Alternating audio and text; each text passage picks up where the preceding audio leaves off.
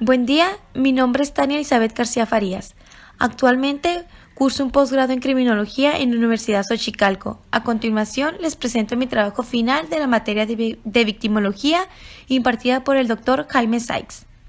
En el presente video se verá la definición de victimología, bibliografía de Benjamin Mendelssohn, clasificación de las víctimas de acuerdo por Benjamin Mendelssohn y la definición de víctima por Rodríguez Manzanera. Las definiciones de victimología pueden agruparse en dos grandes categorías: aquellas que la consideran una rama de la criminología o, por el contrario, donde es considerada una ciencia independiente. La victimología, desde esta postura, se define como la rama de la criminología que se ocupa de las víctimas directa del crimen, considerando aspectos biopsicosociales de esta, es decir, personalidad, edad, sexo, relaciones familiares, profesionales y sociales, otorgando a la víctima un lugar más o menos importante dentro de las causas del delito. Por otro lado, los autores que definen a la victimología como ciencia independiente son Mendelssohn, Drapkin y Anillar, a los que se suman Rodríguez Manzanera y Neumann, quienes guardan ciertas reservas pero apuestan por su futura independencia. Para este grupo, la victimología es la ciencia que estudia aspectos biopsicosociales de la víctima. Sin embargo, a diferencia del grupo anterior, el estudio debe ser desde diversas perspectivas y considerando a las víctimas que resultan del delito, pero también del sistema sociocultural. Benjamin Mendelssohn, considerado uno de los precursores de la victimología, publicó en 1940 un artículo donde se realizaba un estudio sobre las víctimas de violación. En dicho artículo, el autor realiza una clasificación victimal. Fundamenta su clasificación en la correlación de la culpabilidad entre víctima y el infractor. Es el único que llega a relacionar la pena con la actitud victimal. Sostiene que hay una relación inversa entre la culpabilidad del agresor y la del ofendido. A mayor culpabilidad del uno, menor culpabilidad del otro. Tipos de víctimas según la clasificación de Benjamin. 1. Víctima completamente inocente o víctima ideal. Es la víctima inconsciente que se ubicaría en el 0% absoluto de la escala de Mendelssohn.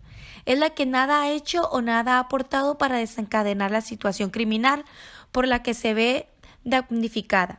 Ejemplo, el arrebato o un menor de edad que es abusado físicamente o sexualmente. Este no ha realizado una conducta para ser agredido. 2. Víctima de culpabilidad menor o víctima por ignorancia. Esta víctima desencadena el hecho por un impulso no voluntario y tiene cierto grado de culpa en su propia victimización. Ejemplo. Un ejemplo muy típico es el de aquella mujer que se provoca un aborto por medios impropios y muere a consecuencia de este. 3. Víctima tan culpable como el infractor y víctima voluntaria. Recoge supuestos como, por ejemplo, el suicidio por medio de la ruleta rusa, la víctima que sufre una enfermedad incurable y que pide que la maten, no pudiendo soportar el dolor, eutanasia activa, el suicidio cometido por una pareja, amantes desesperados, el marido saludable y la esposa enferma, etc. 4. Víctima más culpable que el infractor. Víctima provocadora. Esta víctima atrae por su propia conducta a que el delincuente cometa el ilícito penal. La conducta realizada por la víctima crea y favorece la conclusión final del hecho. Víctima por imprudencia. Desencadena el hecho por falta de control. Víctima más culpable o víctima únicamente culpable. Tal efecto que puede desencadenarse. Quinta, víctima más culpable o únicamente culpable. A tal efecto puede desencadenarse tres supuestos concretos. 1. Víctima infractora. En este caso, el agresor se convierte en víctima. Aquí el autor se refiere a la legítima defensa en la que el sujeto realiza un ilícito penal para defenderse. 2. Víctima simuladora.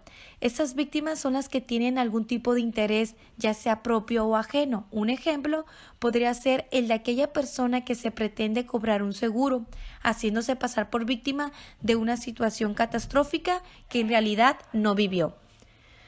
Tercera y por última, son aquellas personas que debido a factores de naturaleza biopsicosociales van a creerse víctimas de un delito del que en realidad no lo son, como por ejemplo, de este tipo de víctimas imaginarias podemos citar a personas que presentan enfermedades mentales. Esto es todo por mi parte. Muchas gracias por su atención.